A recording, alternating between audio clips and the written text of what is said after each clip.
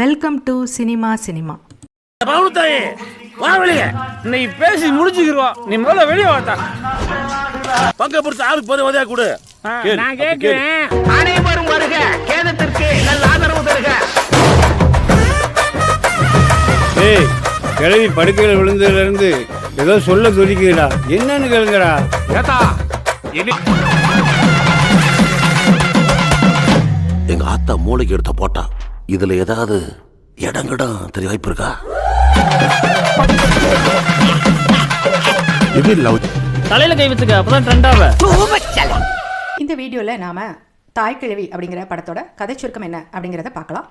இதில் ராதிகா சரத்குமார் அவங்க தான் மெயின் ரோலில் நடிச்சிருக்காங்க. அவங்கள சுற்றி தான் கதை நகருது. வாங்க அது என்ன கதைன்னு பார்க்கலாம். இதில் வந்து ராதிகா சரத்குமார் அவங்களோட கேரக்டர் பேர் வந்து பவுனுத்தாயி. பவுனுத்தாயி வந்து எப்படி அப்படின்னா ரொம்ப போல்டான ஒரு கேரக்டர். அவங்க வந்து ஊரில் வந்து பவுனுத்தாயி அப்படின்னு சொன்னாலே எல்லோரும் அலருவாங்க. எதுக்கு அப்படின்னாக்கா பவுனுத்தாயி வந்து ஊரில் வட்டிக்கு கடன் கொடுத்துருப்பாங்க. பார்த்தா வட்டி வசூல் வந்து கரெக்டாக பண்ணிடுவாங்க. அவங்கள பார்த்தாலே எல்லோரும் ஓடி போய் வீட்டுக்குள்ளே கதவை சாத்திட்டு கையில் பணம் இருந்தாலும் நடித்து ஏமாற்றிட்டு பணத்தை கொடுக்காம டபைக்கலாம் அப்படின்லாம் பார்க்குறாங்க.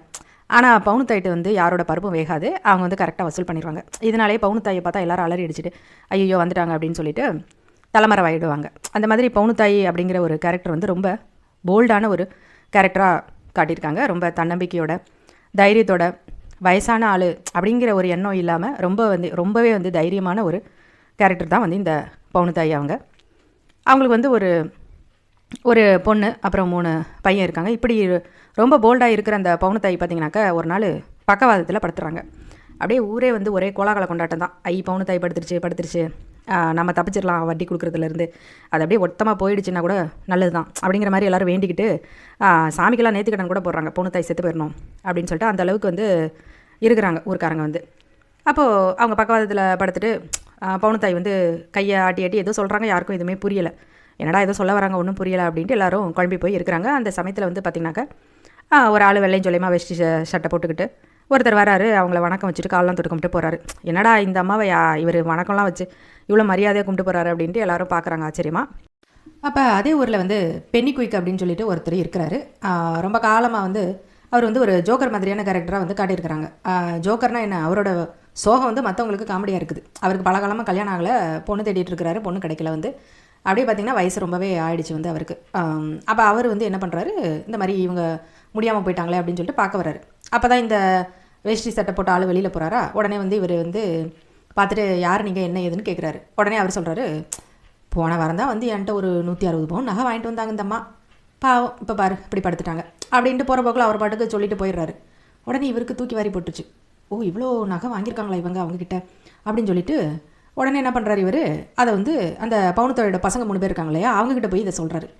பவுனுத்தாயோட பொண்ணு வந்து நல்ல டைப்பு, ஆனால் மருமகை வந்து ரொம்ப அடிச்சுப்பிடுங்கிற ஆள், அந்த மாதிரி இருக்கிறத சுருட்டிட்டு போகலாம் அப்படின்னு நினைக்கிற ஆள். அதனால் மகளுக்கும் மருமகனுக்கும் இந்த விஷயமே தெரியக்கூடாது அப்படின்னு சொல்லி இந்த பையங்க இருக்காங்களே பவுனுத்தாயோட பையங்க 3 பேரும் தனக்குள்ளே பேசிக்கிறாங்க. அப்படின்னா அதே போல் நிலம் சொத்து இதெல்லாம் வந்து அம்மா செத்து போயிட்டாங்கனாக்கா நமக்கு சேரும், ஆனால் நகை வந்து மகளுக்கு தானே சேரும். அதுக்கு தான் பாரு கிளவி நமக்கெல்லாம் எதுவும் கிடைக்கூடாதுன்னு பொண்ணுக்கு கிடைக்கட்டும் 160 பவுன் நகையாக வாங்கி வச்சுருக்குது. இது வந்து அவளுக்கு தெரியக்கூடாது, நம்ம தங்கச்சிக்கு தெரிஞ்சால் அவங்களோட வீட்டுக்காரன் எடுத்துக்குவான். பேசாமல் நம்ம இந்த காதுங்காதும் வச்ச மாதிரி இந்த நகை எங்கே இருக்குது அப்படிங்கிறத அம்மா கிட்டேருந்து எப்படியாவது தெரிஞ்சுக்கிட்டு நாம் எடுத்துக்கணும் 3 பேரும் அப்படின்னு சொல்லி இந்த பசங்க 3 பேரும் பேசிக்கிறாங்க.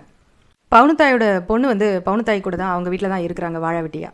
அதாவது பப்பா இறந்த சமயத்தில் பார்த்தா பவுனுத்தாயோட மருமகன் இருக்காப்புல இல்லையா, அந்த பொண்ணோட வீட்டுக்காரரு வந்து எனக்கு நகை போடணும் அது இதுன்னு சொல்லி டிமாண்ட் பண்ணி சொத்து பிரச்சனை பண்ணுறாப்புல.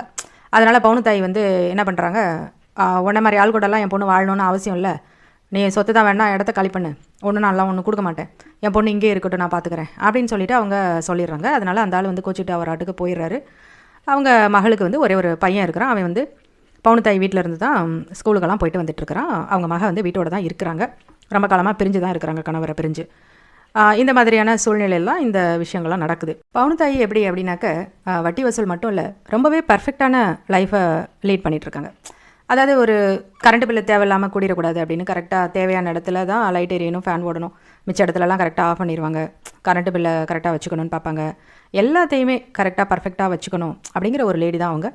குடும்பத்தையும் வந்து பர்ஃபெக்டாக கொண்டு போகணும் அப்படிங்கிற மாதிரி தான் அவங்க வந்து எல்லாமே வந்து செய்கிற ஒரு கேரக்டர் தான் அவங்க.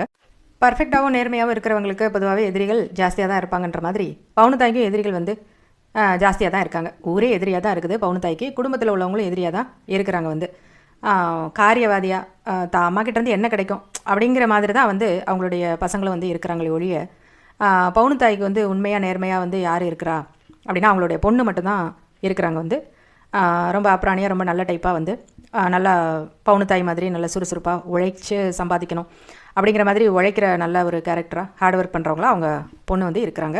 பவுனுத்தாயி கையை ஆட்டி என்ன சொல்ல வராங்க அப்படிங்கிறது யாருக்கும் புரியலை. ஒருவேளை இந்த நகையை பற்றி தான் சொல்ல வராங்களோ அப்படின்னு சொல்லி இந்த பசங்களாம் வந்து தெரிஞ்சுக்க நினைக்கிறாங்க அவங்க என்ன சொல்கிறாங்க அப்படின்னு சொல்லிட்டு. இந்த ஊம பாஷை பேசுகிறவங்க வந்து புரிஞ்சுக்குவாங்க இல்லையா, அது படித்தவங்களெல்லாம் கூப்பிட்டு வந்து அம்மா என்ன சொல்கிறாங்க சைகையில் அப்படின்ட்டுலாம் கேட்குறாங்க.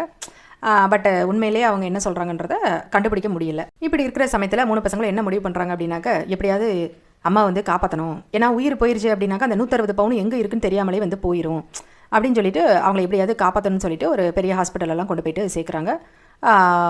தன்னோட ஒய்ஃபுக்கிட்ட சொல்லி இந்த மாதிரி 160 பவுன் வரப்போகுதுடி, அதனால் இருக்கிற நகை நட்டெல்லாம் கொடுங்க அப்படின்னு சொல்லிட்டு அடகு வச்சு அந்த பணத்தை வச்சு அம்மாவுக்கு ட்ரீட்மெண்ட்லாம் பார்க்குறாங்க. வந்து அப்போ வந்து இதை வந்து அந்த மருமகன் இருக்கார் இல்லையா, அந்த பேராசை பிடிச்ச அந்த ஆள் வந்து நோட் பண்ணிட்டு இருக்காப்புல, இவனுக்கு இவ்வளோ செலவழித்து கிளவியை காப்பாற்றுற ஆளே கிடையாது, எதுக்கு இப்படி பண்ணுறானுங்க அப்படின்னு பார்த்தா அவருக்கு தெரிஞ்சு போயிடுது இந்த மாதிரி விஷயம் அப்படின்னு சொல்லிட்டு. ஓ இதுதான் விஷயமா, சரி சரி நம்ம தான் அந்த 160 பவுனை அடிக்கணும் அப்படின்னு சொல்லிட்டு அவர் ஒரு கால்குலேஷன் போடுறாரு. பவுனுத்தாய் வந்து இப்போ ஹாஸ்பிட்டலில் இருக்காங்க. அந்த பசங்க 3 பேர் வந்து டாக்டர்கிட்ட போய் கேட்குறாங்க எங்கள் அம்மா வந்து சரி பண்ணிடலாமா என்ன ஏது அப்படின்ட்டு.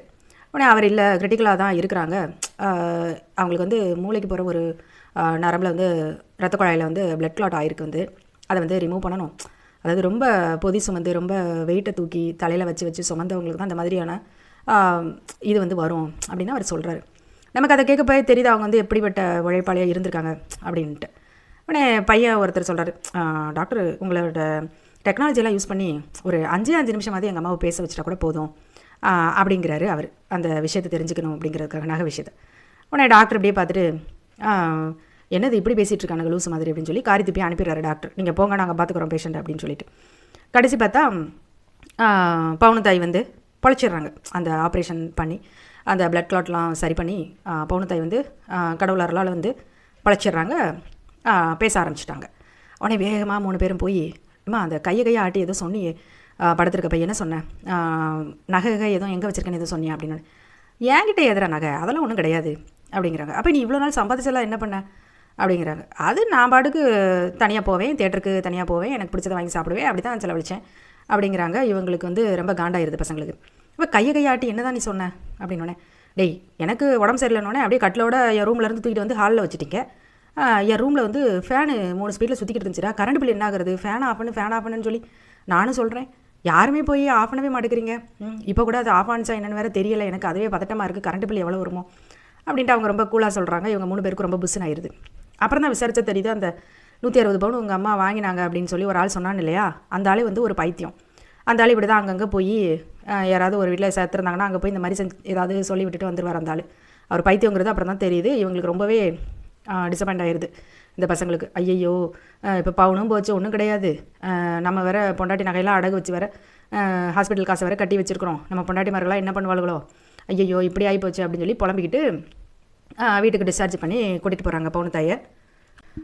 பவுனுத்தாய்க்கு வந்து தன்னோட பசங்களோட நிலை என்ன, அவங்க என்ன நினைக்கிறாங்க, எதெல்லாம் நினச்சி இப்படியெல்லாம் நம்மக்கிட்ட பேசுகிறாங்க எல்லாமே வந்து அவங்களுக்கு புரியுது. அவங்க ஒரு அம்மா இல்லையா, அதனால் தன்னோட பசங்களை பற்றி அவங்களுக்கு நல்லாவே தெரியுது. வீட்டுக்கு போயிட்டு என்ன பண்ணுறாங்க, மக பேத்தி இவங்களெல்லாம் கூப்பிட்டு பொண்ணுங்க மட்டும் வாங்கடி அப்படின்னு சொல்லிட்டு அவங்கள மட்டும் தனியாக கூப்பிட்டு பேசுகிறாங்க. என்னத்தை இந்த கழுவி சொல்லிட போகுது அப்படின்னு சொல்லிட்டு மருமகளாம் சும்மா சலிச்சுக்கிட்டு போகிறாங்க.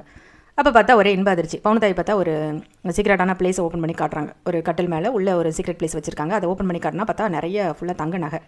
எவ்வளோ அப்படின்னு பார்த்தாக்கா 300 பவுன். அந்த பைத்தியம் சொன்னது வந்து 160 பவுன் தான். பட் உண்மையிலே வந்து பவுனுத்தாய் வந்து 300 பவுன் தன்னுடைய உழைப்பால் சேர்த்து வச்சுருக்கிறாங்க. வெறும் வட்டிக்கு மட்டும் விட்டு இல்லை, அவங்க வந்து ஆரம்ப காலத்துலேருந்து நல்ல ஒரு உழைப்பாளியாக உழைச்சி அந்த காசை வந்து சிறுக சேர்த்து இந்த மாதிரி வந்து சேர்த்து வச்சுருக்காங்க. அப்போ அவங்க சொல்கிறாங்க, இதெல்லாம் என் பொண்ணுக்காக தான் சேர்த்து வச்சேன், இருந்தாலும் சரி நான் இப்போ உடம்பு முடியாதப்போ வந்து மாமியார் பிடிக்காட்டியுமே பரவாயில்ல, நீங்கள்லாம் எனக்காக கடவுள்கிட்டலாம் வேண்டிக்கிட்டு நேர்த்தி கடன் பண்ணிங்க, அதுக்கப்புறம் உங்கள் நகையெல்லாம் அடமான வச்சு என் பசங்கள்லாம் வந்து இந்த மாதிரி பண்ணியிருக்காங்க, உங்களை கடனாளியாக இருக்க நான் விரும்பலை, அதனால் இந்த 300 பவுனில் வந்து என் பொண்ணுக்கு மட்டும்தான் நான் ஃபஸ்ட்டு நினச்சி சேர்த்து வச்சேன். இப்போ வந்து இதை வந்து 4 பங்காக பிரித்து நான் வந்து மருமகளுக்கும் கொடுத்துட்றேன் அப்படிங்கிறாங்க. உடனே எல்லோரும் ஆச்சரியமாக பார்க்குறாங்க மருமகள்லாம். ஐயோ நம்ம மாமியார் இவ்வளோ நல்லவங்களா அப்படின்னு சொல்லிட்டு. அப்போ வந்து பவுனு தாய் வந்து பேசுகிறாங்க. என்ன பேசுகிறாங்க அப்படின்னாக்க அட்வைஸ் பண்ணுறாங்க. அதாவது லேடிஸ் வந்து நல்லா உழைக்கணும், கொஞ்சம் சூதானமாக இருந்து சேமிப்பு பண்ணி பணத்தை வந்து சேர்த்து வைக்கணும். தன்னோட குடும்பம் வந்து ஒன்றுமே இல்லை அப்படிங்கிற நிலைக்கு ஆகும்போது அந்த சேமிப்பு தான் வந்து கை கொடுக்கும். முக்கியமாக பெண்களுக்கு வந்து அந்த சேமிப்பும் உழைப்பும் தான் வந்து கை கொடுக்கும். தன்னம்பிக்கையோடு இருக்கணும், படிப்பு முக்கியம் இப்படிங்கிற கருத்துக்களை வந்து அந்த பவுனுத்தாய் வந்து ரொம்பவே தெளிவாக சொல்கிறாங்க. நிறையா படிக்காத பவுனுத்தாய் படிப்பை பற்றியும் உழைப்பை பற்றியும் சேமிப்பை பற்றியும் ரொம்பவே அழகாக வந்து தெளிவாக எடுத்து சொல்கிறாங்க. அப்போ மருமகளுக்கு அது வந்து ஏறுது. ஏன்னா மகளுக்கு ஆல்ரெடி அவங்க புரிய வச்சு தான் மகளை வந்து நல்லா செதுக்கி நல்லபடியாக தான் வச்சுருக்கிறாங்க. மருமகளுக்கு வந்து இப்போ வந்து உண்மையிலேயே உழைப்புனா என்ன, சம்பாதிக்கணும் அப்படிங்கிறதெல்லாம் வந்து அவங்களுக்கு புரியுது. ஏன்னா அவங்க சோம்பேறியாக தான் இருந்திருக்காங்க. இப்போ வந்து அவங்களுக்கு எல்லாமே புரியுது. அதுக்கப்புறம் என்னாச்சு அப்படின்னாக்கா மகள் வந்து இவ்வளோ நாள் வாழ வெட்டியாக தான் இருந்தாங்க. இப்போ வந்து பவுனுத்தாய் இன்னொரு அதிரடியான ஒரு முடிவு எடுத்து அந்த பென்னி குக்கிங் இருக்கிறார் இல்லையா, கல்யாணம் ஆகாமல் ரொம்ப காலமாக, அவர் வந்து ரொம்ப நல்ல டைப்பு. அவருக்கு வந்து தன்னோட பொண்ணை வந்து கல்யாணம் பண்ணி வைக்கிறாங்க 2வது திருமணமாக. மூத்த மருமகன் இருக்கார்ல, அவர்கிட்ட வந்து முறைப்படி பஞ்சாயத்து பண்ணி ரத்து பண்ணிவிட்டு இப்போ இவருக்கு வந்து திருமணம் பண்ணி வைக்கிறாங்க. ஒரு புரட்சிகரமான ஒரு முடிவை வந்து அவங்க வந்து எடுக்கிறாங்க. அதை தன்னோட பேரன்கிட்டையும் கேட்குறாங்க, என்னடா அவங்க அம்மாவுக்கு இன்னொரு கல்யாணம் பண்ணி வைக்கலாமா அப்படின்னு சொல்லிட்டு. உடனே அவன் வந்து யோசிக்காமல் மாப்பிள்ளை யார் அப்படின்னு சொல்லி இந்த பையன் கேட்குற மாதிரி ஒரு முற்போக்கு சிந்தனையோடையும் வந்து அந்த கருத்தை வந்து சொல்லியிருக்காங்க. அவங்க பொண்ணு வேண்டான்னு தான் சொல்கிறாங்க, இருந்தாலும் ஒரு தாயாக அவங்க வந்து ஒரு முற்போக்குவாதியாக வந்து இருக்கிறாங்க பவுனுத்தாய் அப்படிங்கிறத வந்து ரொம்பவே தெளிவாக அழகாக காட்டுறாங்க. அந்த பசங்களும் சரி கடைசியாக பவுனுத்தாயை புரிஞ்சுக்கிறாங்க, வந்து உணர்ந்துக்கிறாங்க அப்படின்ட்டு ஒரு அழகான ஒரு நல்ல ஒரு மெசேஜோடு வந்து தாய்க்கிழவி படம் வந்து ரொம்பவே இனிமையாக நல்லபடியாக முடியுது. மொத்தத்தில் இந்த தாய்க்கிழவி ஒரு சிறந்த ஆசான். என்ன ஃப்ரெண்ட்ஸ், வீடியோ உங்களுக்கு பிடிச்சிருந்ததா? நம்ம சேனலை சப்ஸ்கிரைப் பண்ண மறக்காதீங்க. மீண்டும் இன்னொரு வீடியோவில் சந்திக்கலாம். நன்றி, வணக்கம்.